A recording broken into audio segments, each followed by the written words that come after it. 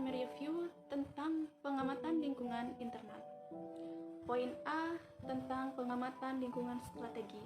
Kegiatan mengamati lingkungan yang dilakukan dengan baik akan bermanfaat pada beberapa hal. Yang pertama, mampu menemukan beberapa kondisi penting berbagai modal dalam merumuskan tujuan yang akan dicapai, terutama yang ada hubungannya dengan bidang sosial, politik, ekonomi, dan lain-lain sebagainya. Yang kedua, mampu merumuskan potensi dan kelemahan yang diperoleh dari kegiatan dalam mengamati lingkungan yang dimiliki oleh suatu institusi. Yang ketiga, mampu menguasai dan mengenali lingkungan pada saat ini dan pengembangannya pada masa yang akan datang. Yang keempat, mampu mengetahui tentang hal-hal yang perlu ditingkatkan dan dikembangkan terhadap kondisi lingkungan institusi melalui program-program strategis. Pendapat lain mengatakan bahwa kegiatan dalam mengamati lingkungan akan bermanfaat pada beberapa hal sebagai berikut. Yang pertama, mengetahui kondisi real tentang lingkungan yang dimiliki institusi untuk ditingkatkan dan dikembangkan sesuai dengan suatu institusi. Yang kedua, manajer dan bawahan akan mengetahui tentang keadaan lingkungan, baik lingkungan intern maupun ekstern. Yang ketiga, mengetahui kondisi lingkungan yang sesuai dengan keadaan kinerja yang ada dalam anggota institusi. Seorang manajer harus mampu mengamati lingkungan sekitar bersama dengan bawahan yang kompeten di bidangnya untuk menghasilkan analisis lingkungan yang menyeluruh. Kegiatan dalam suatu institusi sebelum melangkah lebih jauh dalam merencanakan pencapaian target institusi. Ada beberapa tahapan penting dalam mengamatkan lingkungan strategis, yaitu yang pertama, identifikasi informasi. Kegiatan pertama dalam mengamatkan lingkungan adalah mengidentifikasikan terhadap informasi-informasi lingkungan strategis yang berhubungan dengan ekstensinya institusi itu sendiri. Informasi-informasi tersebut yaitu antara lain A. Lingkungan tugas adalah informasi yang didapatkan dari pengamatan lingkungan yang ada hubungan dengan tugas dan tanggung jawab institusi seperti yang pertama, individu atau kelompok dan institusi, yang kedua, unit atau bidang tertentu. B. Lingkungan organisasi adalah institusi, lembaga, dan lain sebagainya yang sejenisnya yang mempunyai hubungan erat dan institusi tersebut. C. Lingkungan makro adalah lingkungan yang bersifat luas yang dapat berimplikasi terhadap ekstensi institusi seperti sosial, politik, ekonomi, kemajuan, ilmu pengetahuan, dan perkembangan teknologi. Yang kedua, melaksanakan kegiatan pengamatan lingkungan sebelum institusi merumuskan perencanaan strategis pada masa yang akan datang. Institusi tersebut harus memutuskan dengan mengetahui posisi institusi saat ini. Yang ketiga, menganalisis terhadap hasil pengamatan lingkungan. Tahapan selanjutnya dalam melaksanakan pengamatan lingkungan adalah menganalisis terhadap keluaran yang dihasilkan oleh institusi. Hasil pengamatan lingkungan A. Intern yang dikhususkan pada input yang diperlukan dan keluar yang dihasilkan oleh institusi. Pertama, pada segi input biasanya berupa hal-hal berikut. A. Pandangan yang dibutuhkan oleh institusi. B. Pengembangan institusi.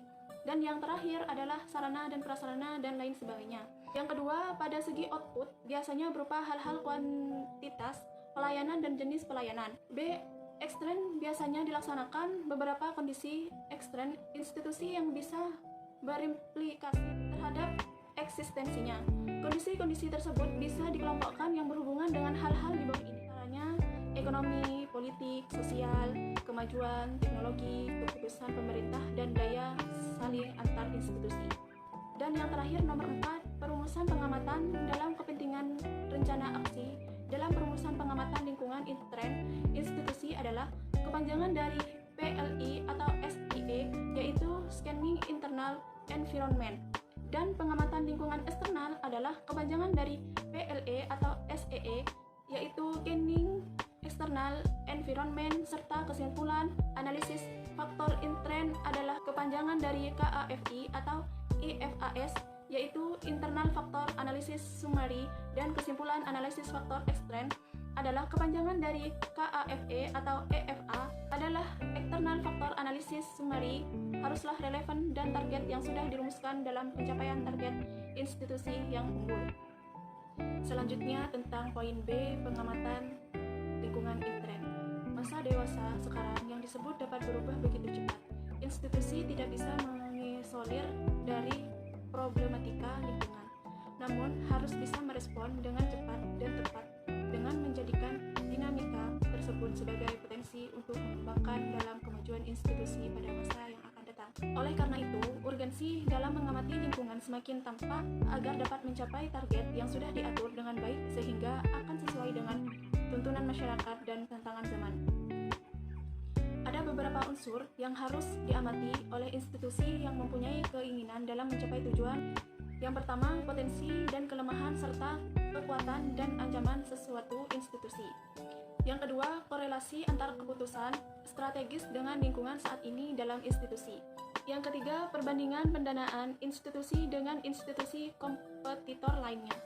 Pendapat lain mengatakan bahwa pengamatan sendiri lingkungan intern sebagai berikut. Yang pertama, susunan institusi beserta penempatan bawahan.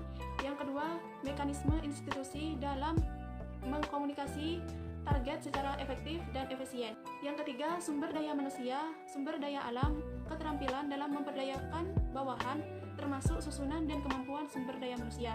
Potensi adalah kondisi lingkup intern yang bagus dan membuat institusi mempunyai kelebihan dan dukungan dalam menyampaikan target institusi manakala diatur dengan baik. Sedangkan kekurangannya adalah unsur-unsur yang ada dalam institusi yang bersifat buruk dan bisa menghalangi institusi dalam mencapai tujuan yang sudah diterapkan. Institusi yang dapat mengamati lingkungan di lingkup intern menggunakan langkah-langkah sebagai berikut. A. Identifikasi lingkungan sesuai dengan kelompok semua sumber daya institusi, baik potensi dan kekurangannya, sehingga potensi tersebut dapat dimanfaatkan dengan baik. B. Penggabungan beberapa potensi dan kekurangan institusi dalam kemampuan-kemampuan yang dapat dilakukan. Yang pertama, identifikasi potensi dalam masing-masing komponen. Yang kedua, identifikasi kekurangan yang dimiliki oleh institusi dalam masing-masing unsur. C. Penilaian beberapa kekuatan dari beberapa komponen dan kemampuan-kemampuan dalam hal-hal pendanaan yang layak sebagai pendukung dalam pencapaian tujuan institusi. E. Identifikasi beberapa keseimbangan terhadap unsur-unsur kekuatan yang harus segera diatasi dalam peningkatan dan pengembangan terhadap unsur-unsur kekuatan yang dimiliki oleh institusi. Dapat dilakukan dengan analisis SWOT, yaitu A. Institusi dapat mengamati lingkungan intern dengan cara melakukan analisis kekuatan dan kelemahan yang dimiliki oleh institusi. Identifikasi dalam berbagai hal penting dan mempunyai pengaruh dan pencapaian tujuan institusi. Yang pertama, kekuatan merupakan kelebihan internal institusi yang dapat dikembangkan dalam pencapaian target. Yang kedua, kelemahan merupakan unsur-unsur dalam institusi yang bisa penghambat dan pencapaian target. B. Institusi juga harus mampu menganalisis lingkungan ekstern terhadap peluang dan ancaman. Faktor dan elemen penting yang dapat berpengaruh terhadap institusi dalam mencapai target yang dicita-citakan. Yang pertama, peluang merupakan unsur-unsur eksternal institusi yang bisa membantu dalam pencapaian target. Yang kedua atau yang terakhir, ancaman merupakan unsur-unsur eksternal institusi yang bisa menghambat dan pencapaian target. Mungkin hanya itu review dari saya. Wassalamualaikum warahmatullahi wabarakatuh.